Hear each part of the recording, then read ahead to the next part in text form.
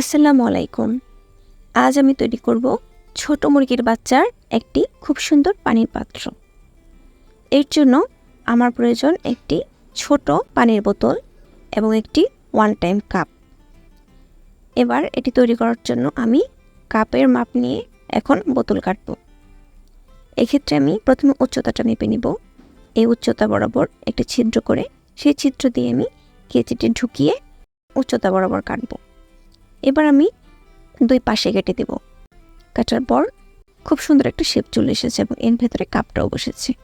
এবার কর্নারের এগুলো আমি একটু গোল করে কেটে দেব। কাপ ভেতরে বসে গেল, পানি দিয়ে রাখলাম। এখন আমি যেহেতু এটা আমি মুরগির ঘরে রাখবো, তাই এটাকে সেট করার জন্য আমার দুটো ছিদ্র প্রয়োজন। দুটো ছিদ্র করে নিলাম।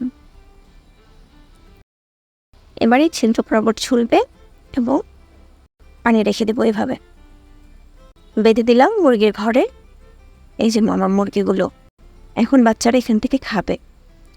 খাবার খাওয়ার পর যখন তাদের পিপাসা পাবে, তখন তারা এখান থেকে খুব সহজেই পানি পান করতে পারবে।